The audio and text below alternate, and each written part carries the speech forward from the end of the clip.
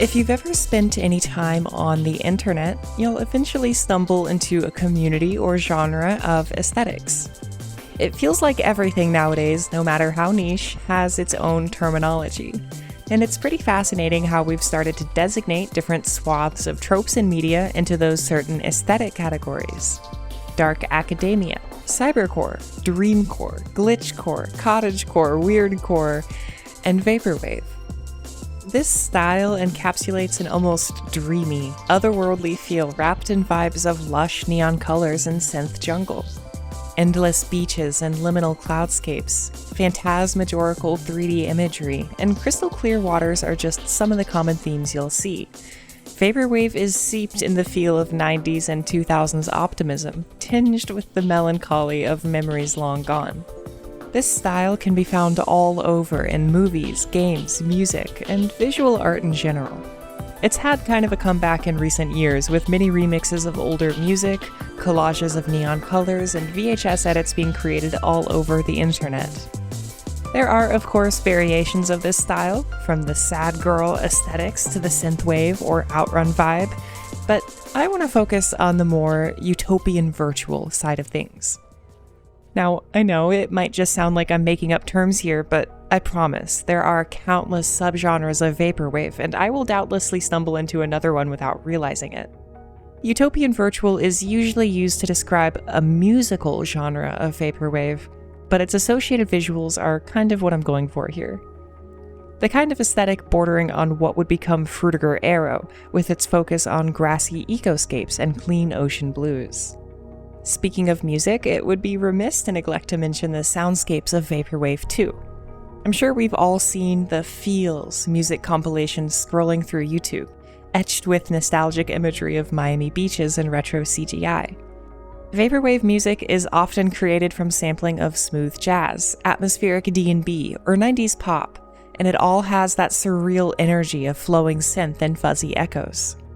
The visual aesthetic of vaporwave itself has its roots within these musical styles, and its flowing nature fuels that imagery that's become so prevalent. It's pretty enchanting stuff, perfect for smoking legal substances and relaxing. Of course, many popular vaporwave songs are also remixed game OSTs, with dozens of Zelda Wave mixes and the like being found everywhere. It makes sense then that vaporwave aesthetics viewed through the lens of video games is a popular one. Games of the 90s and 2000s often can be found sporting the same visual and auditory themes that we classify as vaporwave, arguably enhanced by those styles being captured through retro hardware, outputting delicious 240 or 480p resolutions. There are so many good games to look to for reference here. Aqua GT, Echo the Dolphin, Ooga Booga, Hydro Thunder, Sonic CD, Phantasy Star Online, Sega Marine Fishing, and there are so many more I could look to. The list goes on and on, not because vaporwave was a popular aesthetic when they were made, but because the game's visuals reflected the style and trends of the time. Vaporwave is of course a celebration of the 1990s and early 2000s aesthetics. Things like warm neon colors, glitch art, and D&B music could be found all over the place back then, and those same trends doubtlessly informed the design of many popular games. I think another core reason why so many of these older games fit so neatly within our perception of vaporwave is because of their technological limitations.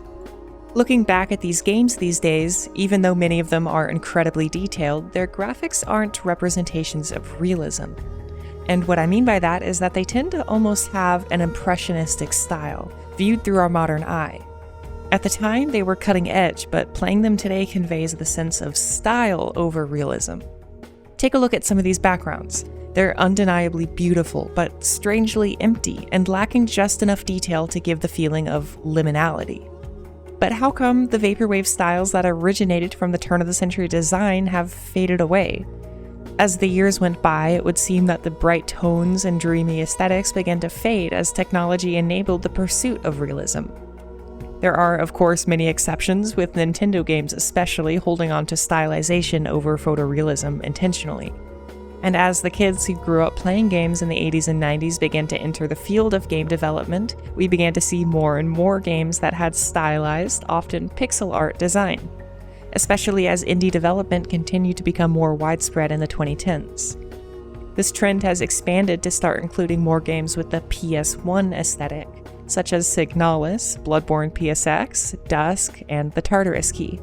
The style of retro graphics, I think, holds a lot more promise for the return of Vaporwave aesthetics than any of those overt Vaporwave-themed games that you can find nowadays. If you search for games tagged with Vaporwave, you'll find many titles that feel over the top. They feel less like an embracing of the style itself, and more of a mimicry of those old visuals, viewed looking back under the grungy lens of time and nostalgia.